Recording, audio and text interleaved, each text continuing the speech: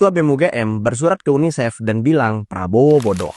Beberapa hari kemarin viral surat Ketua BEM UGM yang mengkritik kebijakan negara lalu dikirim ke UNICEF. Bahkan di surat itu dia bilang, help us to tell Prabowo Subianto how stupid he is as a president. Bagi yang memang gak bisa mikir, mereka langsung setuju. Tapi jangan lupa yang bisa mikir, mereka jadi bingung, ini paham kebijakan atau enggak? Mari kita bahas. Saya disclaimer dulu ya, sebenarnya saya malas menanggapi Ketua BEM UGM yang caper tapi minim isi kayak gini. Karena sebagai mantan koordinator BEM Nusantara, udah banyak kok contoh presma-presma yang caper tapi minim isi. Oke lanjut. Pertama, dalam analisis kebijakan publik, satu tragedi personal nggak otomatis berarti kegagalan sistemik, Bung. Untuk menyebut kegagalan negara, harus ada data tren, pola, dan investigasi resmi. Tanpa itu, kesimpulan besar jadi spekulasi. Spekulasi yang dipaksa tanpa data resmi, justru bentuk kebodohan. Kedua nih, surat ini membangun rantai sebab akibat yang terlalu jauh dari tragedi personal sampai ditarik ke kebijakan nasional. Padahal kasus bunuh diri nggak pernah bisa disederhanakan ke satu faktor tunggal tanpa hasil investigasi komprehensif. Ini artinya yang bodoh siapa? Ketiga, paling bodoh nih, ada klaim bahwa program makan bergizi gratis itu mengorbankan anggaran pendidikan. Ini klaim serius, tapi nggak disertai dengan data APBN, nggak disertai dengan angka anggaran